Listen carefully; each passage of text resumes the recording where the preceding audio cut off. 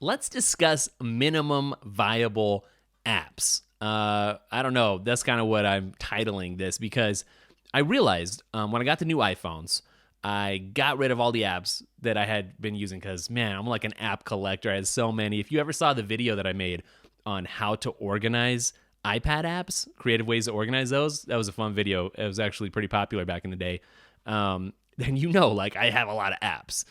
We were organizing by color and just all kinds of crazy ways. I'm not going to break it down for you. You can go watch it, and you should. That's a classic Daily Tech video. You should check it out. When I got the new phone, though, I was like, I'm going to start over, and I'm just going to be very minimal and purposeful and get rid of everything that's extra and just like cluttering it up. Because the digital space, I feel like it's really like the physical space. Like your home screen is just like a room that you live in. And if you have a bunch of clutter and junk everywhere, it's not very fun, right? In the back of your head, you feel like probably you're kind of missing out on all this stuff and you're not really making the most of it. And why did you buy it or why is it in there? And instead, it's just like keep it simple. I think that would be at least a good starting point. And so I did. I restarted just like a phone from scratch. And there's just a handful of apps I discovered that I remembered. Didn't have to browse around and be like, oh yeah, that app's on my phone. Maybe I should use that.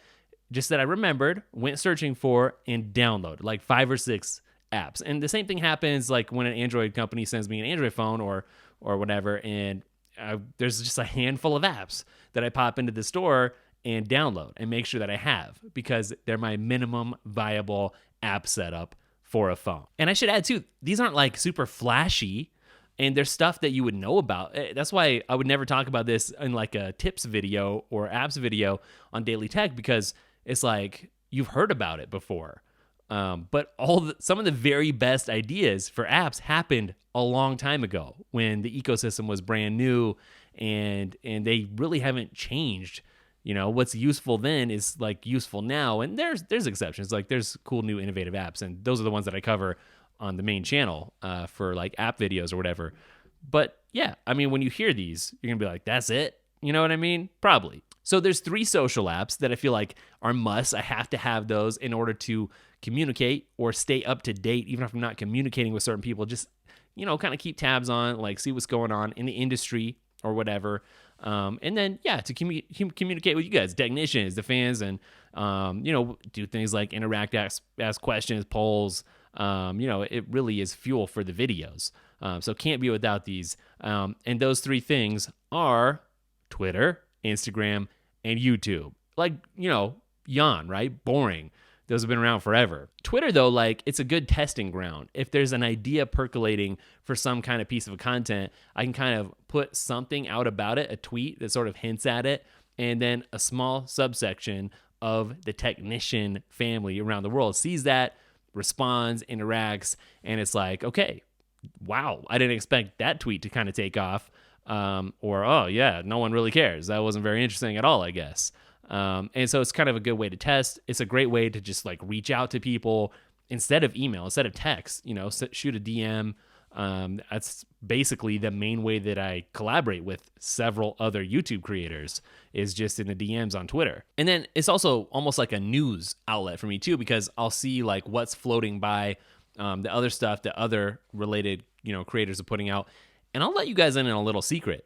I don't consume a whole lot of other tech videos and content on Twitter, on YouTube, Twitter either, because the number one factor is I just don't have time. Number 2, it's like the less that I consume that, the more original I am because I'm not getting like ideas from other people. And I think you guys have seen that a lot in the last month or 2 on the channel. It's really taken on its own personality and a life of its own and doing its own thing. And so a lot of that is a result of just like, number 1, being busy. Number 2, just absorbing and concentrating and working on our stuff and not really worrying. But what's cool on Twitter, though, is like I see the thumbnail, see what it's about. I'm like, oh, yeah. And I have my pulse on like what's going on in the community still, talking with people too.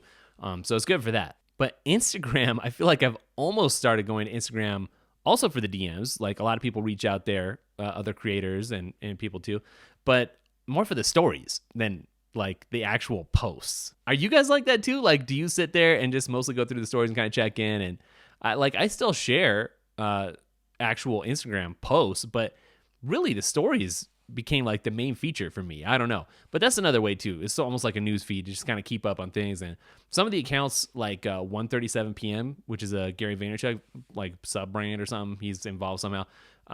They do some really interesting stuff, and it's not just about a really pretty picture and photography. They do like actual useful business advice and stuff. Really fond of that community that they've created over there. Find a lot of value in that. And so it's kind of like a newsy kind of a thing over there for me too. And then of course YouTube. Really, there's two apps for creators. There's like the Creator Studio, and then there's YouTube. And I kind of wish that they'd put some of the stuff like interacting with the community or posting a story stuff in the Creator Studio. Some of it would make sense over there, but I've got that because that's a source of entertainment. I don't watch a lot of YouTube though on my phone unless I have to, because I feel like the iPad is a lot better for that. Social stuff aside, I know that was probably super, super boring. There's two productivity apps that I can't live without either. And by the way, I'm talking about like non-Apple stuff here, obviously, because there's like several Apple things that I live in and use. Apple Mail, Apple Notes, all that stuff, Apple Music.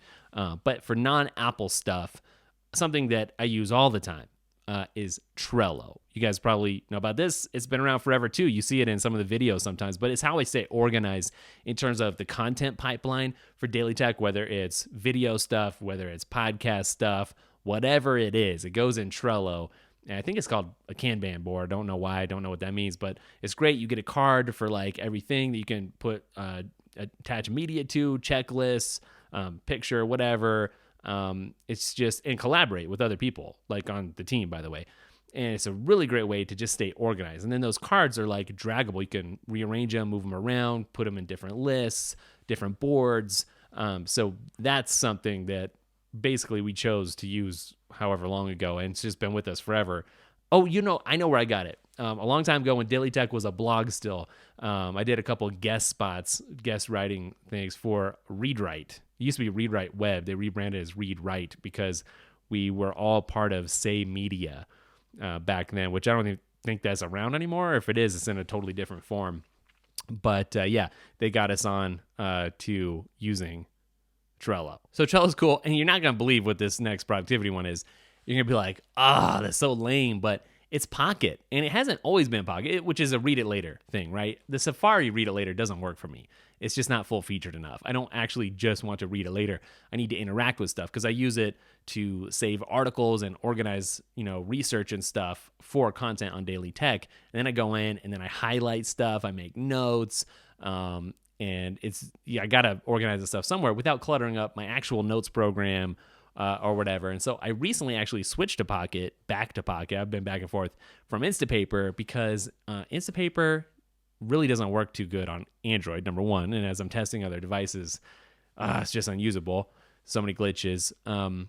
But it just felt a little bit cleaner, a little bit different, needed a change. And so one thing I miss over on Pocket that Instapaper had was the ability to add notes to your highlights.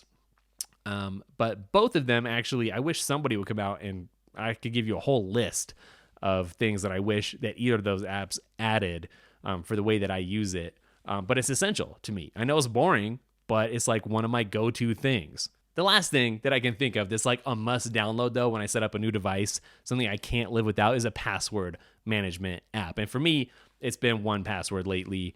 Although as Safari and Apple's own password management stuff has improved, I kind of wish that I had got set up and started back and just used the built-in keychain, password management. I've thought about that before because 1Password does cost. I know there's other ones, LastPass, whatever, that people really like, and that's cool. But 1Password has always been really good for us. I actually met their team out at WWDC. Renee Ritchie introduced me over at the Fairmont there. It was cool. They seem like very cool people. Great product though, like stellar product. But now that we're getting like sign in with Apple, that button that Apple's requiring apps and people they work with to use whenever they offer a sign in with Google or Facebook button, they have to now require the sign in with Apple button. And you don't have to give away your email address. You can remain a lot more private, anonymous, or whatever. That's killer. That's like awesome. And so, and they do a good job, Apple, of integrating third-party password management stuff into your sign-in stuff. on iOS and iPadOS. I'd just be a little bit smoother, I think, to switch over, and cheaper, by the way, free. I forget what it costs for a subscription to 1Password, but yeah, I don't know. It's like a pain to switch over, but I'm thinking about it. But either way, I have to have that on any device because I need that to sign in to all my other stuff. Apps have been around forever. There's a million. There's so many uploaded all the time. And it's just become so saturated. Like, it's really hard to find something that does something really different at this point on a phone, on the iPad. And so these are the apps that I like have to use on my iPhone for actual work. And probably over the next year, I'll accumulate a bunch of other apps like I've done in the past that I'll forget about that seemed like a good idea at the time and then just need to get stashed in a folder and got in the way. Because that's how it goes.